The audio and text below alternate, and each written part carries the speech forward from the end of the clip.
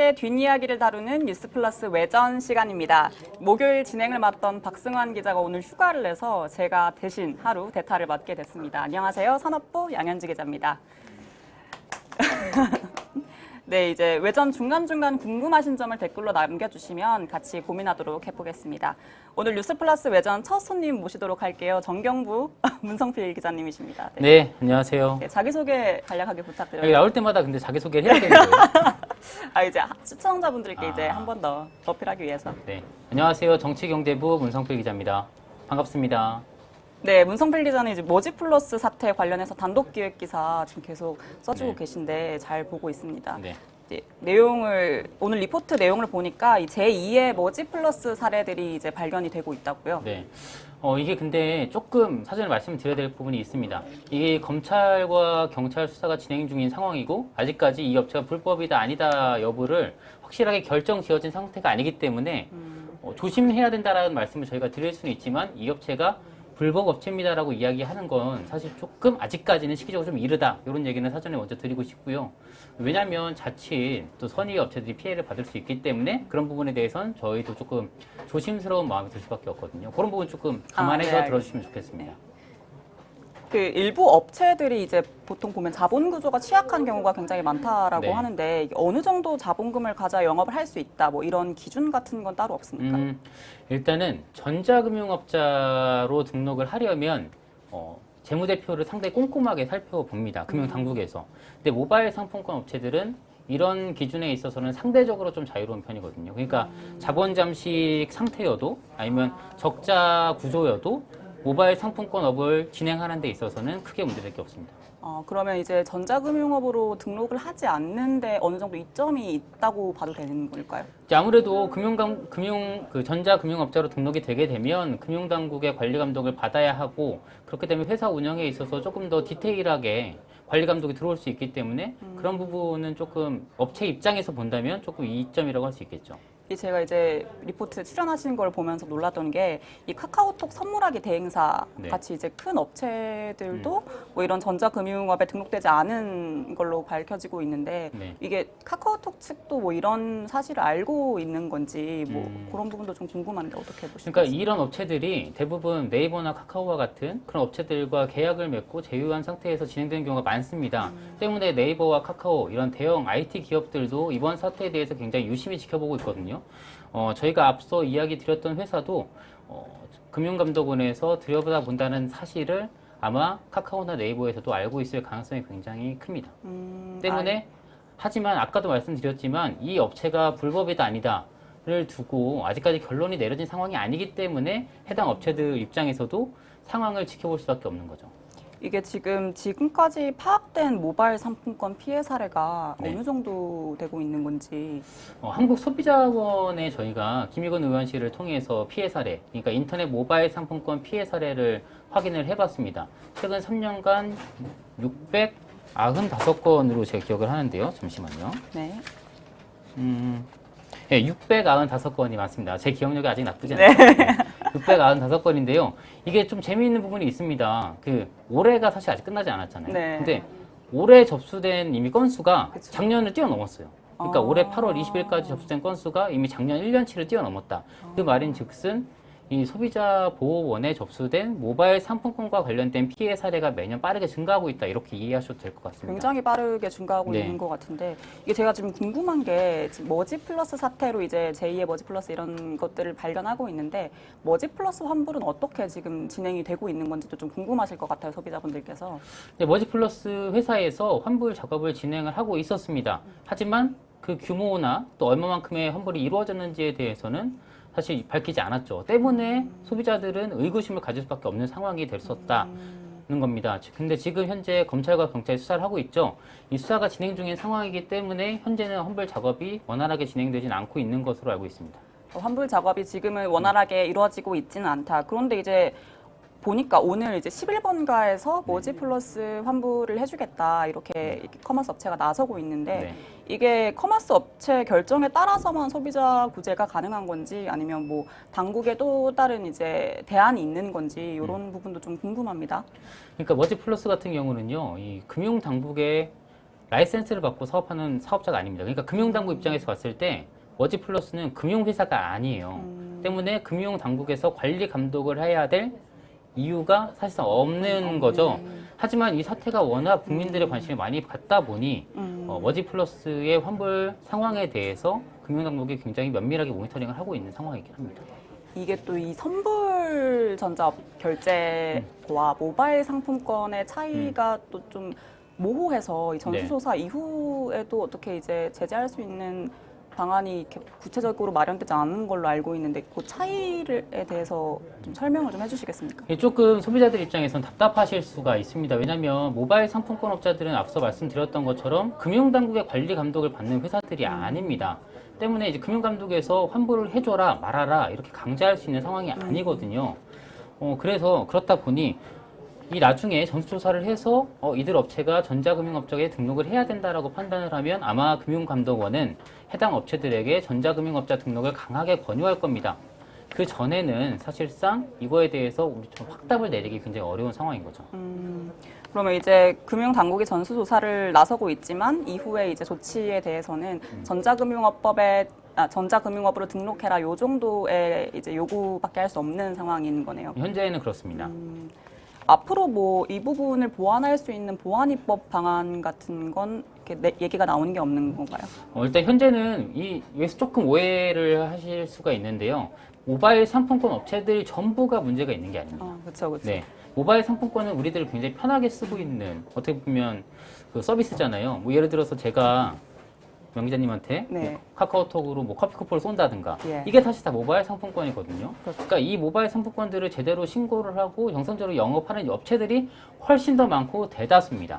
다만 이 머지플러스 사태의 경우에는 하나의 사업체의 일탈로 보는 게 조금 더 좀 설득력이 있지 않냐. 업계에서는 좀 이렇게 보고 있거든요. 그러니까 전체 업계의 문제라기보다는 그 업체의 문제로 보는 게 조금 더 맞는 것 같습니다. 그렇군요. 뭐 이쯤 돼서 한 댓글 한번 볼까요? 네네. 자, 라임님께서 양현주 기자님 남규리 닮지 않았냐라고 그거 왜 말씀을 읽으시는 거죠? 해주시는데 저는 그 댓글을 읽지 않기 바랬는데 가장 먼저 이제 눈에 보여서 제가 한번 읽어봤습니다. 자기애가 굉장히 강하시군요. 눈에 보여서 읽은 건데 네. 네. 아무래도 댓글에 이제 소비자분들께서도 규제를 피해서 차릴 수 있는 거면 불법으로 때려잡아야지 뭐 이렇게 많이 분노를 해주시고 계시네요. 아무래도 네. 네, 이 댓글 몇 개 좀 읽어주시겠습니까? 한경의 문채원이요. 좀 웃어주세요. 예쁘다.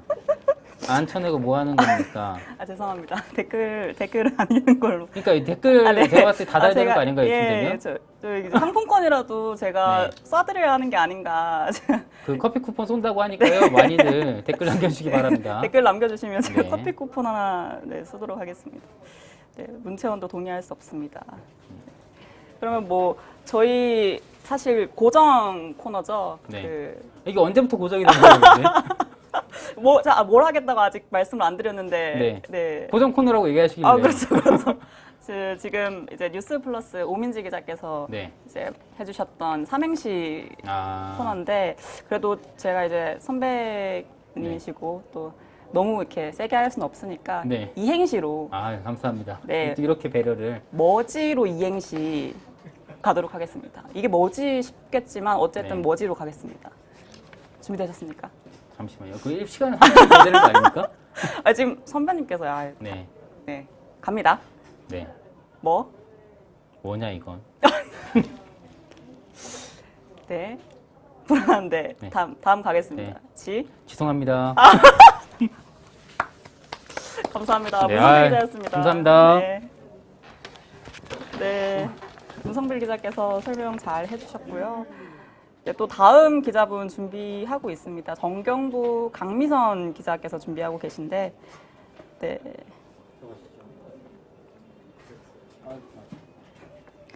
네, 깔끔한 마무리 친멍크님. 성필이 형 쿨택은 필 기자님 큰 웃음 감사합니다.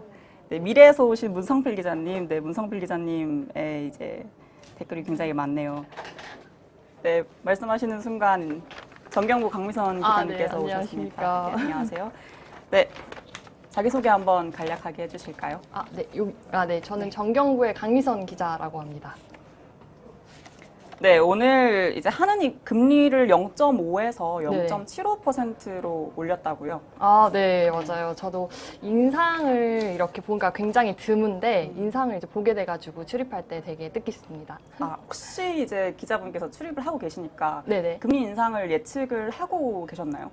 저는 이게 특히 이번 금통위 때는 약간 되게 의견이 팽배해가지고 어저께 퇴근할 때는 뭔가 동결할 것 같았는데 오늘 출근할 때는 인상할 것 같더라고요. 예, 근거는 없고 일단 그냥 이렇게 마음으로 네, 맞습니다. 인상을 할 것 같다.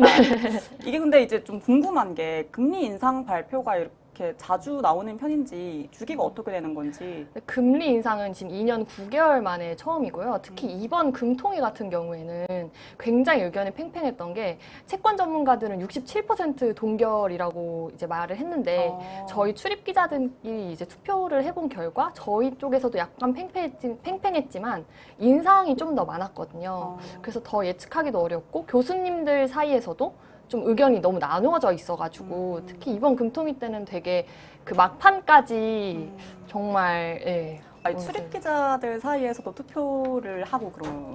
저희들끼리도 뭐 이런 것도 있고 뭐 의견도 물어보기도 하고 그런 게 있습니다. 재밌네요. 네네. 이게 지금 좀 궁금한 점이 인상 수치가 0.25% 포인트라고 이제 말씀을 하시더라고요. 네. 0.25%, 네. 0.25% 포인트의 차이가 뭔지 네네. 또 시청자분들께서 궁금해하실 수도 있을 것 같아요. 네, 저도 이 금리를 할 때 퍼센트랑 퍼센트 포인트를 네. 굉장히 제가 네. 몰라서 여쭤본 건 아니고요. 맞아요. 네. 틀리면 안 되는 부분인데 되게 많이 약간 실수할 수 있는 부분이기도 하거든요. 그래서 0.5%에서 0.75%로 올랐는데 그 사이에 이제 빼기에 되는 그 값은 꼭 퍼센트 포인트로 해야 되는 부분이 있습니다. 빼는 값은 0.25% 포인트 이렇게 꼭 붙여주셔야 한다. 또 네. 한번 기억해 보도록 하겠습니다. 이게 저는 금리 인상 얘기 사실 듣자마자 이게 전세 대출 이자가 늘어나는 게 아닌가 이런 걱정도 솔직히 좀 많이 들었어요. 이거 혹시 어떻게- 전세 살고 계세요? 제가 또 저도 전세. 2점 몇 퍼센트의 이제 대출 이자를 내고 이제 꼬박꼬박 내는 근로자인데 이거 어떻게 되는 걸까요?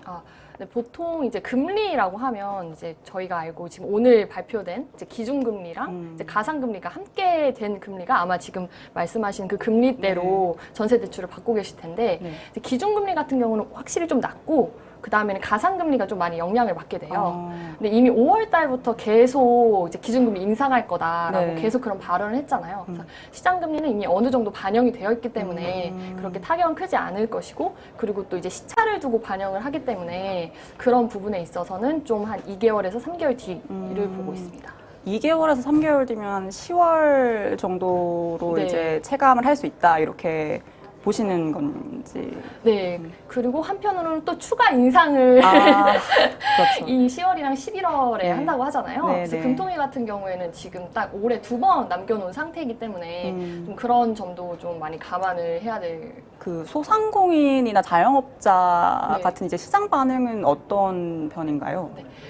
이제 기준금리를 올렸기 때문에 당연히 타격을 받을 수밖에 없죠. 특히 그쵸. 또 소상공인이나 이제 자영업자분들은 더욱이 더 그렇고. 그래서 정부에서 오늘도 이제 간담회에서 이제 말이 나왔는데 이제 그런 부분은 이제 정부, 재정당국에서 그들을 위한 타겟을 이제 뭐 금리를 약간 우대금리를 해준다든지 아니면 여기 대출 이자를 지원해주는 방향을 좀 해야 된다 이런 의견도 나왔습니다. 근데 이게 좀 궁금한 점이 이제 정부 측에서는 확장 재정을 하겠다라고 네네. 발표를 했고, 근데 이제 한은 금리 인상을 했어요. 이게 두 통화 정책이랑 이제 금리 인상이랑 맞물리면서 이게 사실 효과가 좀 반감되는 게 아니냐 이런 의문도 좀 생기는데 어떻게 보고 계세요?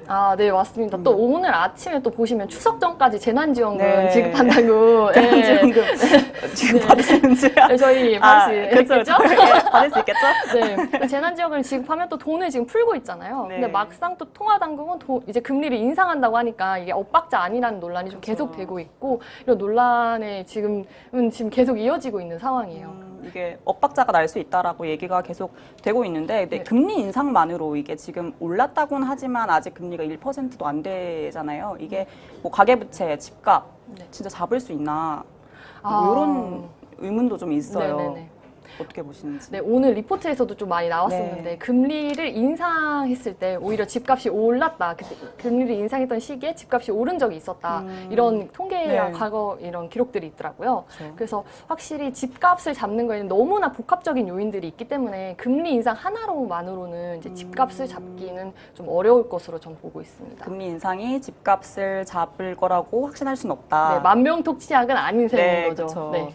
그러면 이제 정부와 금융계가 이제 금리 인상 충격 완화할 수 있는 방안이나 뭐 다른 대책 같은 것들을 마련하는 것도 없는지, 집값 금리 인상. 뭐 가계 대출 뭐에 관해서라던가 아무래도 그 금리 인상이 뭐 취약계층에게는 사실 적은 퍼센트라고 하지만 좀 크게 다가올 수 있잖아요. 그 네. 부분에 대해서 뭐 따로 대책이 마련된 부분이 없는지.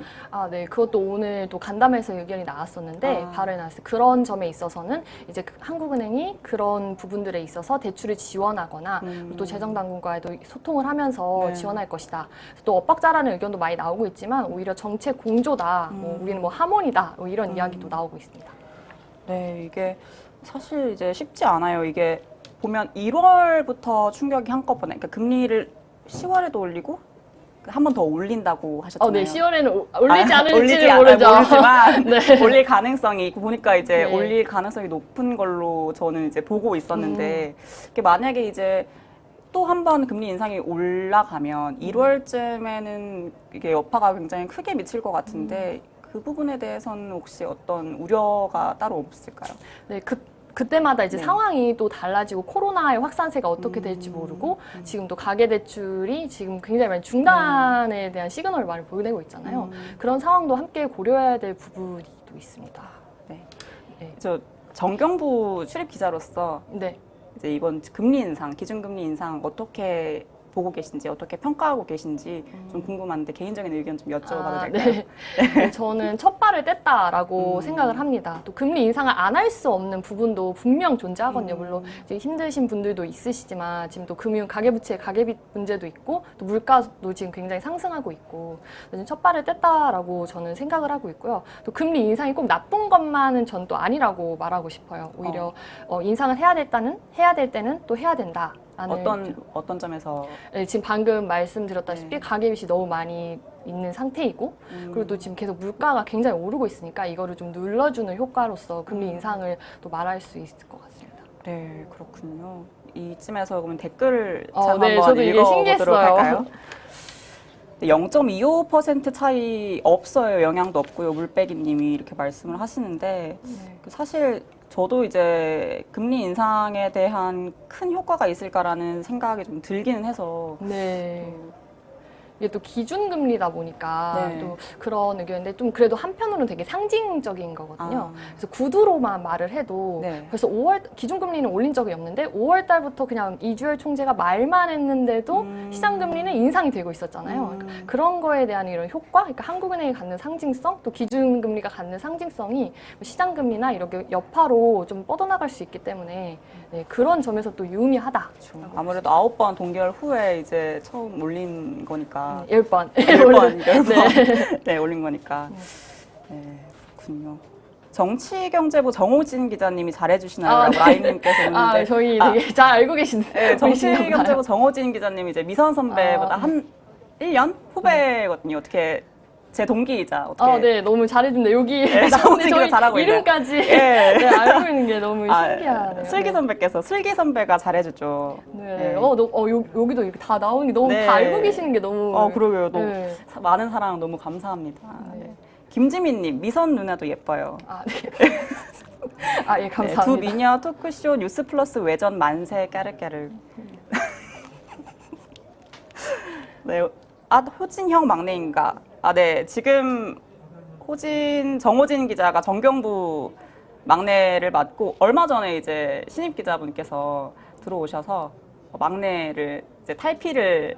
그쵸. 그쵸. 네. 조만간 신입 기자분도 함께 만나볼 기회가 왔으면 네, 좋겠습니다. 맞습니다. 네, 현주는 슬픈 일 있나요?